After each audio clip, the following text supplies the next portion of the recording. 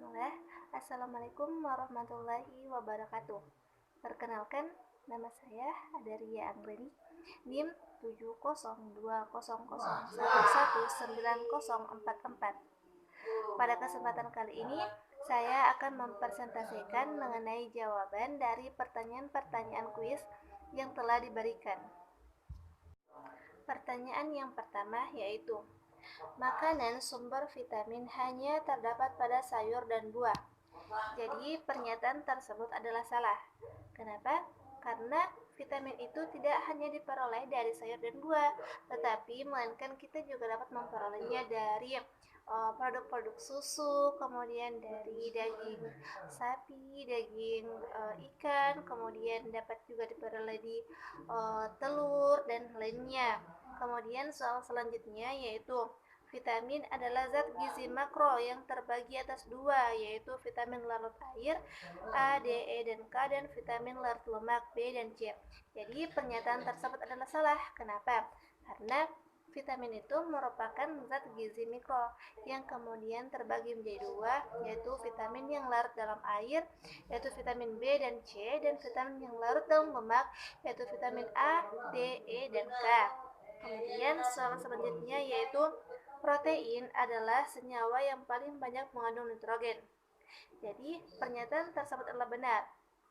Hal ini dapat kita lihat dari struktur protein. Struktur protein itu terbagi atas tiga, yaitu struktur primer, struktur sekunder, dan struktur tersier. Gambarnya bisa kita lihat pada di samping ini, struktur primer, struktur sekunder, dan struktur tersier. Kemudian soal selanjutnya yaitu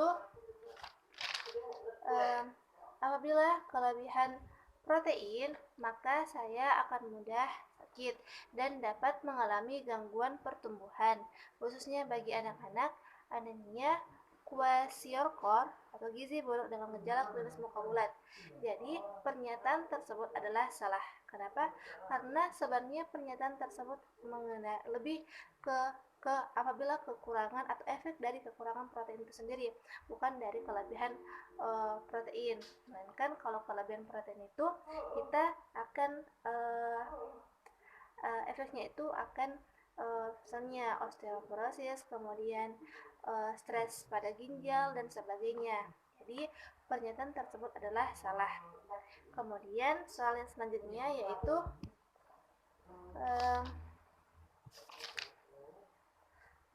protein hewani adalah protein yang dibutuhkan untuk pertumbuhan dan perkembangan, termasuk dalam protein dengan komposisi yang lebih lengkap dibandingkan dengan protein nabati.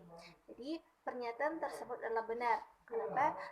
Karena hal ini sudah sesuai dengan materi atau PPT yang telah dipresentasikan atau telah dijelaskan sebelumnya. Jadi protein hewani itu lebih kompleks atau lebih dibutuhkan atau lebih baik dari protein nabati.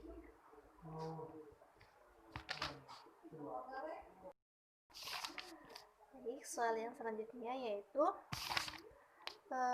protein juga pada proses dalam tubuh akan membentuk glukosa dan asam amino.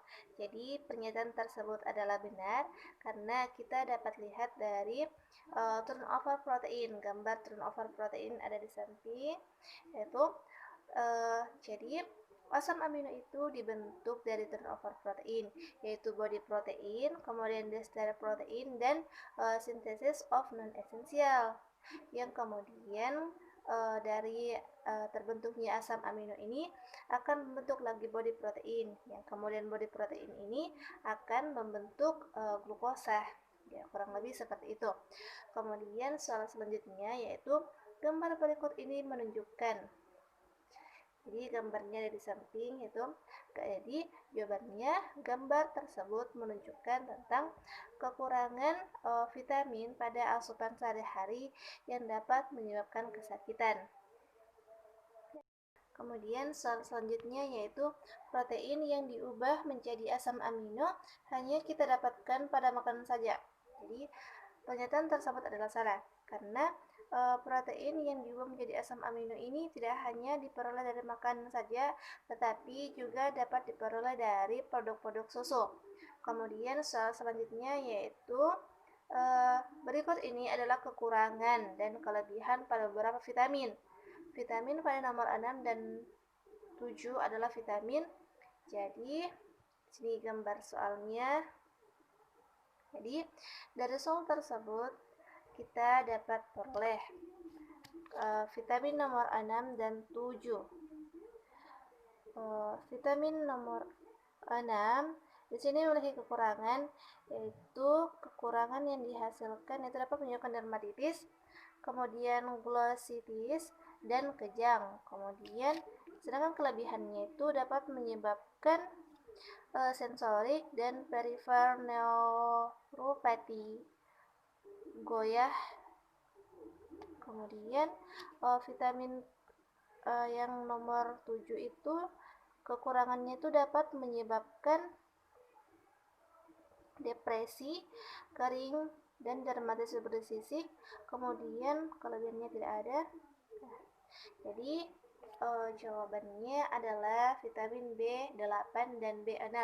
B8 untuk nomor vitamin nomor 6 dan B6 untuk vitamin nomor 7. Jadi kenapa saya memilih vitamin B8 dan vitamin B6? Karena hal ini sesuai dengan materi atau PPT yang telah diberikan atau telah dijelaskan, itu sebagai pada gambar berikut. Baik, soal selanjutnya yaitu pada masa kehamilan dan anak-anak, protein sangat dibutuhkan tubuh untuk. Jadi, jawabannya adalah untuk pertumbuhan dan pemeliharaan jaringan tubuh. Kenapa saya memilih pertumbuhan dan pemeliharaan jaringan tubuh? Karena hal ini sudah sesuai dengan salah satu fungsi dari protein yang terdapat pada PPT atau materi yang telah diberikan, yaitu diperlukan untuk pertumbuhan, perawatan, dan perbaikan jaringan. Kemudian soal selanjutnya yaitu kekurangan protein dapat menyebabkan osteoporosis dan menyebabkan stres pada ginjal. Pernyataan ini adalah salah. Kenapa? Karena sebenarnya di sini osteoporosis dan stres pada ginjal ini merupakan efek dari kelebihan protein. Sedangkan efek dari kekurangan protein itu lebih ke anemia, kwashiorkor, kemudian gangguan pertumbuhan, kemudian dapat mengalami yang namanya mudah sakit dan sebagainya. Baik, soal selanjutnya yaitu berikut ini adalah kekurangan dan kelebihan pada beberapa vitamin. Vitamin pada nomor 10 dan nomor 11 adalah vitamin. Jadi ini adalah gambar tabelnya, yaitu nomor 11 atau vitamin nomor 11 ini kekurangannya itu dapat mengakibatkan buta senja, serosis, bright spots, keratomalacia atau kerusakan pada mata. Kemudian kelebihannya itu dapat mengakibatkan anoreksia, sakit perut, sakit kepala, mual, muntah, mudah marah. Sedangkan vitamin nomor 11 ini kekurangannya itu dapat mengakibatkan keluar darah di semua lubang. Kemudian kelebihannya itu tidak ada tertulis di sini. Jadi jawabannya adalah vitamin K dan A. Vitamin K untuk nomor 10 dan vitamin A untuk nomor 11. Hal ini sudah sesuai dengan materi atau PPT yang telah diberikan atau telah dijelaskan, itu seperti pada gambar berikut. Kemudian kita lanjut soal selanjutnya yaitu berikut ini adalah kekurangan dan kelebihan pada beberapa vitamin. Vitamin pada nomor 8 dan nomor 9 adalah vitamin. Jadi, ini adalah gambarnya, gambar tabel soalnya, yaitu nomor 8 dan nomor 9. Kekurangan vitamin pada nomor 8 ini akan mengakibatkan riketsia pada anak-anak, osteomalacia pada orang dewasa, tulang bengkok, kaki tidak bisa digerakkan. Kemudian kelebihannya itu dapat mengakibatkan anoreksia, sakit pada otot, konstipasi, hiperkalsemia. Sedangkan pada nomor 9, kekurangannya itu dapat mengakibatkan kehilangan selera makan, fatigue, kemudian memperlambat penyembuhan luka, gusi berdarah. Kemudian kelebihannya itu dapat mengakibatkan diare, batu ginjal, asam urat. Jadi jawaban dari pertanyaan tersebut adalah vitamin C dan D. Vitamin C untuk nomor 8 dan vitamin D untuk nomor 9. Hal ini juga sudah sesuai dengan PPT atau materi yang telah diberikan atau slide yang diberikan seperti pada gambar berikut. Baik, kita lanjut pada soal selanjutnya, yaitu berikut ini adalah kekurangan dan kelebihan pada beberapa vitamin. Pada nomor 4 dan 5 adalah vitamin, jadi ini gambar soalnya. Vitamin nomor 4 dan 5.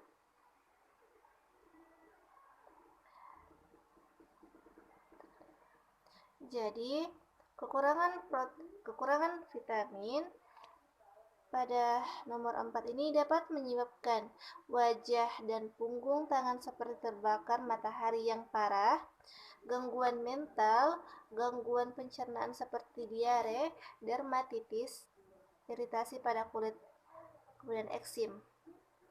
Kemudian kelebihannya itu dapat menyebabkan racun pada darah dan glukosa darah. Kemudian nomor 5, vitamin pada nomor 5. Kekurangan vitamin pada nomor 5 ini dapat menyebabkan kaku dan terasa gatal pada tangan. Kemudian kelebihan vitamin pada nomor 5 akan menyebabkan perut kembung dan diare. Jadi jawabannya adalah vitamin B3 dan 5. B3 untuk vitamin nomor 4 dan B5 untuk vitamin nomor 5. Ya, ini sudah sesuai dengan PPT atau slide yang materi yang telah diberikan seperti gambar berikut. Kemudian soal selanjutnya yaitu berikut ini adalah kekurangan dan kelebihan pada beberapa vitamin. Vitamin pada nomor 12 dan nomor 13 adalah vitamin. Jadi, ini gambar soalnya. Vitamin nomor 12 dan 13.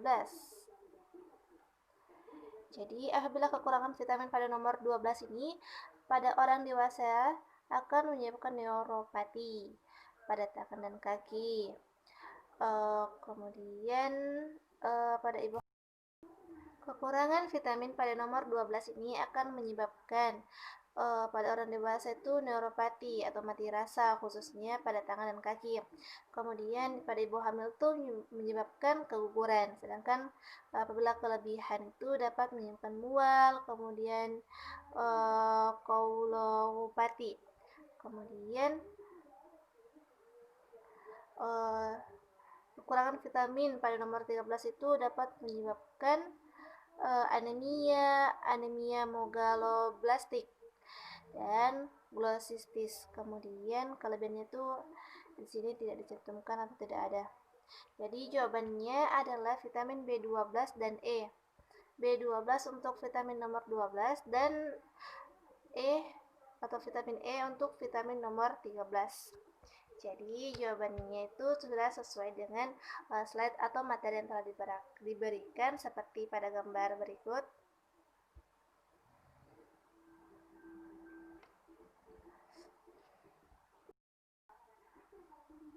Baik, soal selanjutnya yaitu berikut ini adalah kekurangan dan kelebihan pada beberapa vitamin. Vitamin pada nomor 1 dan 2 adalah vitamin. Jadi, ini adalah soalnya. Jadi, vitamin nomor 1 dan 2. Kekurangan pada vitamin nomor 1 ini dapat mengakibatkan beri-beri, lemah otot, pembesaran hati.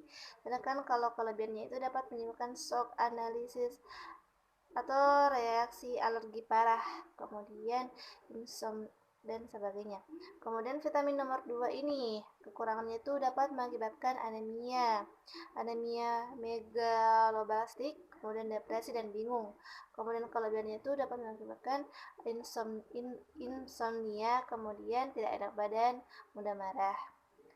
Jadi jawabannya itu adalah vitamin B1 dan B12.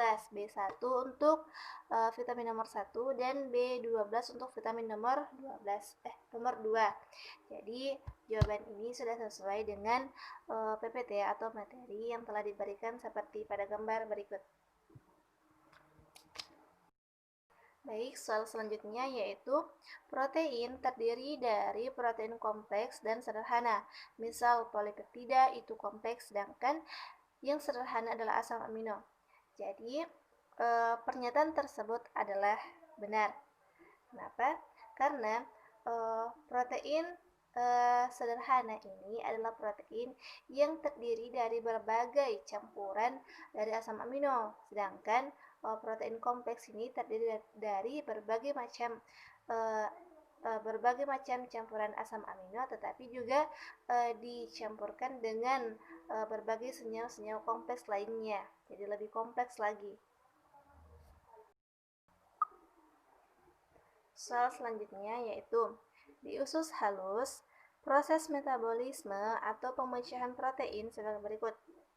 Jadi jawabannya adalah polipeptida memecah menjadi oligopeptida lalu memecah menjadi asam amino.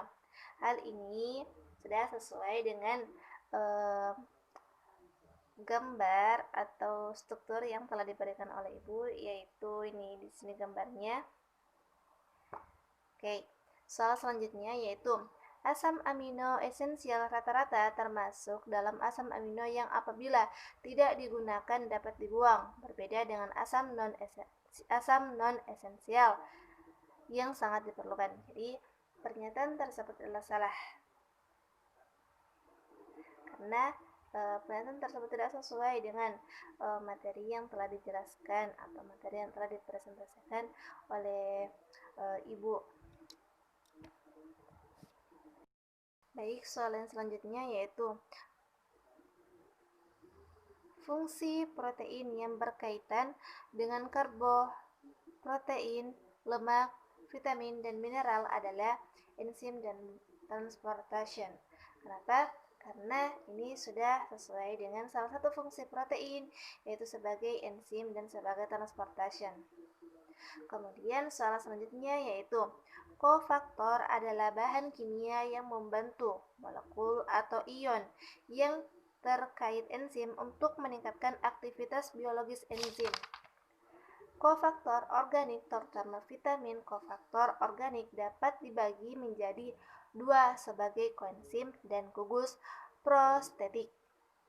Vitamin yang berfungsi sebagai koenzim adalah jawabannya adalah vitamin K, C, B3, B2, B5. Hal ini sudah sesuai dengan PPT atau slide yang telah diberikan. Gambarnya sebagai berikut. Kemudian soal selanjutnya yaitu antioksidan dapat menangkal radikal bebas, mencegah kanker, penyakit jantung koroner, batu ginjal, asam urat, katarak, osteoporosis, dan penyakit lainnya. Berikut ini vitamin yang berfungsi sebagai antioksidan adalah jawabannya adalah vitamin C dan E. Kenapa? Karena memang dalam vitamin C dan E ini berfungsi sebagai antioksidan yang kemudian akan menangkap radikal bebas. Kemudian soal selanjutnya yaitu pangan sumber protein baik hewani dan nabati sangat bermanfaat untuk kesehatan otak seperti ikan, unggas, daging sapi, kacang-kacangan, telur, produk susu, dan lain-lain. Jadi pernyataan tersebut adalah benar karena pangan sumber protein baik hewani dan nabati ini sangat bermanfaat untuk kesehatan otak kita. Namun di sini kita harus memperhatikan bagaimana porsinya agar tidak berlebih dalam mengonsumsinya, karena kacang-kacangan misalnya, kacang-kacangan ini apabila dikonsumsi berlebih ini tidak baik karena banyak mengandung purin. Baik, itulah presentase dari jawaban saya. Lebih dan kurangnya mohon dimaafkan. Wabillahi taufiq wal hidayah. Wassalamualaikum warahmatullahi wabarakatuh.